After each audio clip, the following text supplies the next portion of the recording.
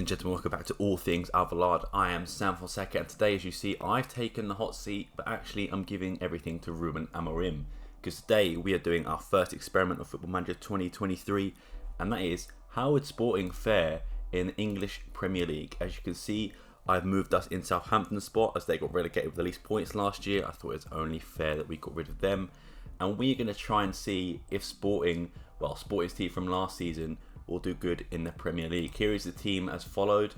Pretty much the standard team that Ruben Amorim used for the majority of the season. You've got a down in goal, Ignacio Diamonde, Coates, Bellerin, Ugarte, Morita, Nuno Santos, Marcus Edwards, Pedro Gonzalez and Paulinho. On the bench you've got guys like Franco Israel, Jovan, Trincao, Chamiti, all the usual suspects as well. I've promoted a lot of youngsters to the reserves, I suppose, from the reserves to the team. So you've got guys like Marco Cruz, guys like João Muniz.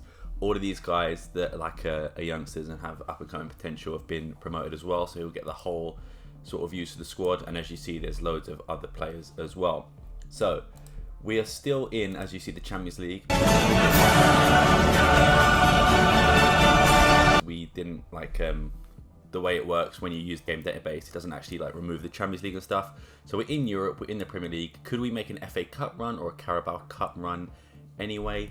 So as I mentioned, Ruben Amorim is the manager. I've hired him to be our assistant manager at this time. And what I'm going to do is going to delegate everything to Mr. Ruben, to give him pretty much everything, the control of everything, control of the tactics, control of the transfers. He will handle everything, including the player sales and the player ins. So what we'll do is we'll leave it to Ruben Amorim and we'll see if we can get anywhere. The board want us to be, so Roundup wants us to be competitive in the Champions League, get a top half finish in the Premier League, be competitive in the FA Cup and Carabao Cup, and develop the youth system. But we're only going to do this for one season. How I'm going to do it is that I will sim 2 months to the end of transfer deadline day. I will see if Ruben Amorim sold or bought anyone, and we'll also see what the results have been up until then. Let's look at our schedule first. So the first games we've got against Wolves, which will be our sworn rivals, West Ham, Aston Villa, Crystal Palace, Bournemouth. It's a pretty decent start, but then here it starts to get difficult. Tottenham, Arsenal, Man United, Newcastle. But the start of it should, hopefully, we see us win a few games there. But what are your predictions for this? Are we going to get a mid-table finish? Are we going to get relegated? Are we going to win it all? Please let me know your predictions. And if you like content like this, please be sure to let us know, because we can film a lot more FM23 content. We've got a lot of content in mind, as we said in every single podcast, every single video we've done. We've got podcasts and videos to come. Without further ado, what I'll do is, first of all, I'll just show you the finance quickly. So we've got 6 million to spend. And what I'll do is I'll sim towards the end of September, so probably September 2nd, and I'll let you know what goes down. So see you in a sec.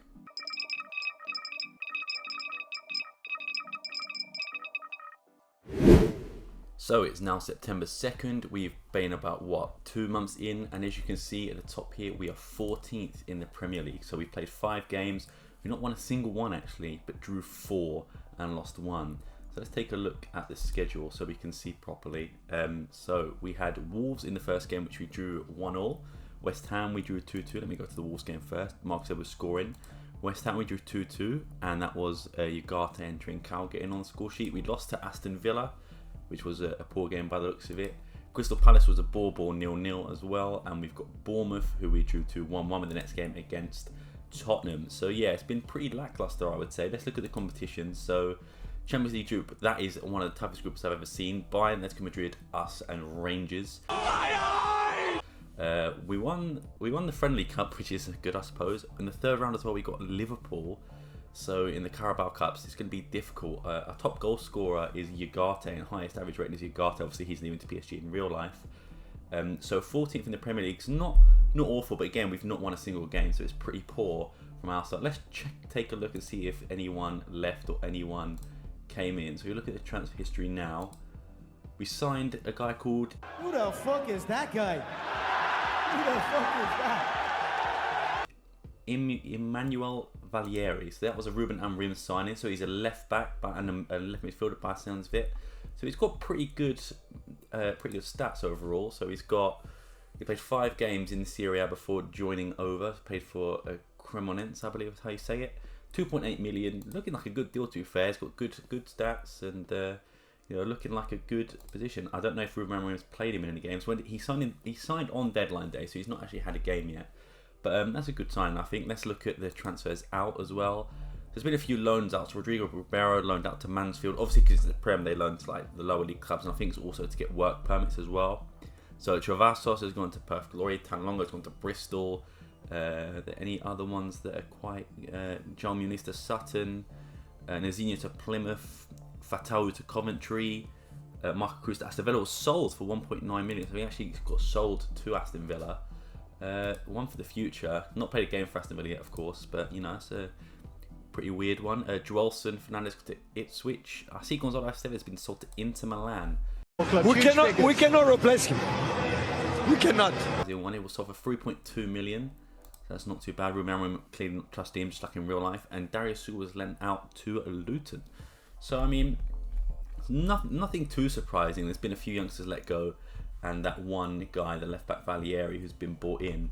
Let's take a look at the finances. So we've got 24 million overall, but 1.8 million in the bank. So, I mean, it's not looking too bad. It's not looking great either. I'd say it's about average, what I'd probably expect from Sporting.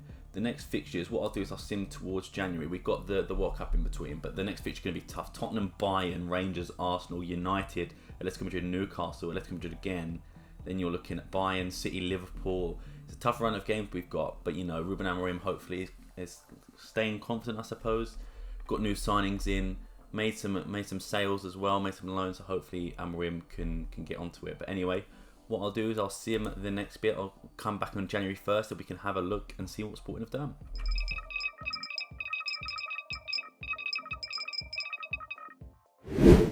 So, ladies and gentlemen, we are back. It is the 2nd of January. We had a game on the 1st, so I just simulated to the 2nd. And we are currently 16th in the English Premier League. But 16th! So we got 19 games in total. We've won 4 wins against 1 against Nottingham Forest, 1 against Leeds, 1 against Brentford, against Brighton, 6 draws and 9 losses. So a goal difference of -12 as well. Let's take a look at the schedule, see how things are going. Actually, let's look at competitions first. So we got knocked out in the group stage of the Champions League, so we didn't even get third. We finished bottom. Let's take a look and see the groups. So we'll go here, group stage, or group, see how many points we got in total. So we got 3. So we got 1 win. Oh, sorry, we got 3 draws even. So we drew against Bayern, drew against Atletico Madrid, drew against Rangers. But Atletico Madrid topped the group, Bayern 2nd, and Rangers 3rd. So yeah, awful like Europe campaign. Go back at competitions as well. Got knocked out in the 3rd round of the Carabao Cup by Liverpool. We still got the 3rd round of the FA Cup to play, which will be in 6 days against Cardiff. So yeah, so we're still in that competition. But as things are looking in terms of schedule, we've had our last game was a 5-0 loss to Liverpool. The game before that was a 2-1. There's been some mixed results, I'd say. I definitely thought it'd be a bit higher than 16th, maybe sort of mid-table, sort of 11th, 12th. But below us we've got Everton, we've got West Ham, which is surprising, Nottingham Forest and Bournemouth. Nottingham Forest pretty much be down at this point, I would assume. So it's sort of a relegation battle between, by the looks of it, 12th and 20th. So it's a big relegation battle. If we look at the competitions, in the top goal scorer for Sporting is Paulinho with 6 goals. Highest average rated is Luis Neto, and Marcus Edwards and Nuno Santos got the most assists.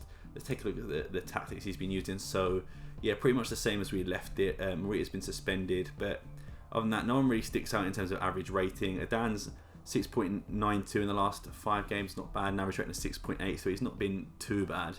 But yeah, it's looking not great at the moment. Let's look at the finances. Still got 40 million, 6 million to spend. I don't think they would have bought anyone in like the day they've had. So no, it's still the same. That Valieri. Have they sold anyone since? No, just a few loans here and there, in like to Australian clubs because they're outside of the transfer window.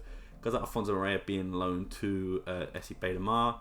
As well, so yeah, a few recognisable names that have been loaned out. But what I'll do is I'll sim to the end of, sorry, the start of February, so we can just see if they've bought anyone or sold anyone else, and then we can see what the results are from there, and then we'll sim to the end of the season.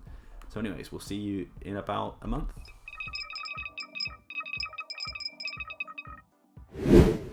So guys, we are back. It is the 2nd of February, and let's take a look at where we are. We're 14th, so we've moved up a bit.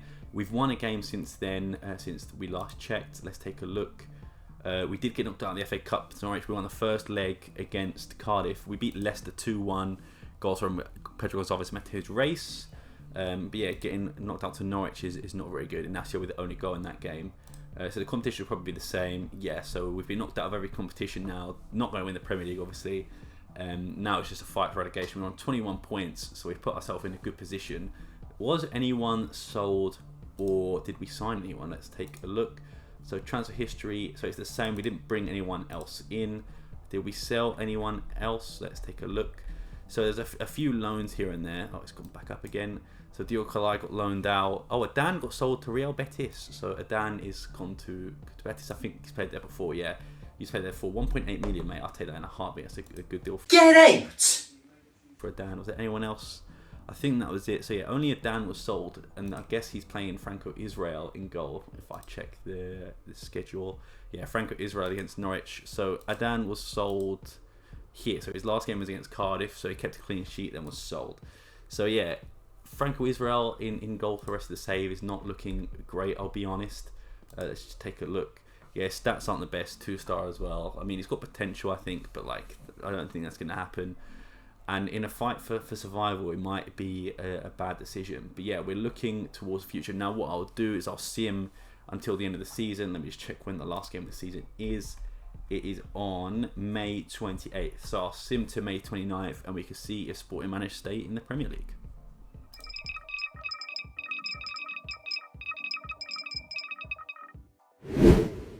So we are back. It's the 29th of May.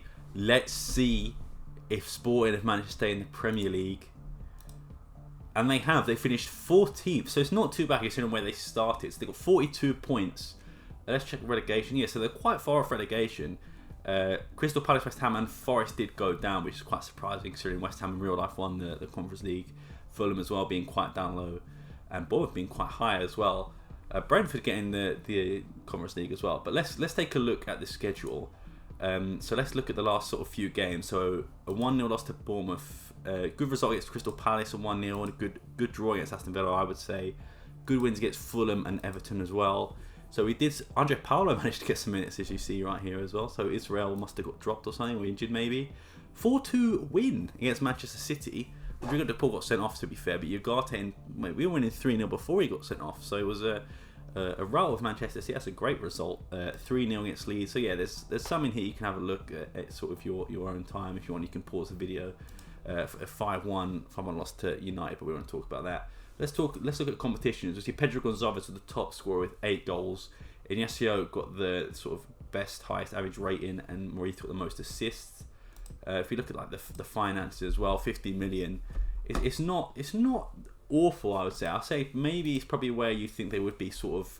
I would maybe argue in real life maybe we'd be sort of 10th, 9th. I don't think we'd probably be higher than that. But yeah, I'd say it's been a successful experiment. The board expectation was top half, so sort of 42%. So it's not too far off. It's better than relegation. And I thought the way we started, definitely we could have been looking at that. Let's take a look at the squad as well. So Israel did get injured. That's why Andre Paulo came in. So he torn calf muscle, so he was out for a while. But yeah, you see a few players have wanted Jovan, Roshinha, Mateus Reis, Marcus Edwards, wanted by Man United. He'll be Pedro Gonzalez is not happy. He wants to leave probably as well. But yeah, there's been a few surprises down being sold and players loaned out. Let's take a look at some of the loans maybe if we go to transfer history, see if anyone did sort of perform.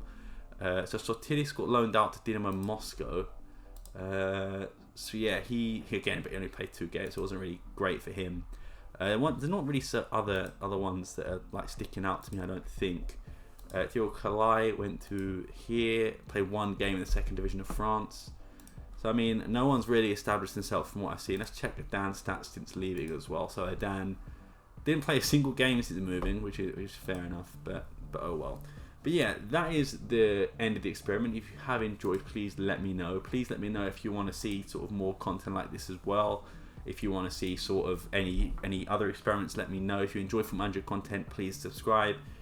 And don't forget to follow us on Twitter at 88 Alvalade, and also subscribe to us on Spotify and all like where you get all your good podcasts as well. I've been Sam Fonseca. Thank you for watching, and peace.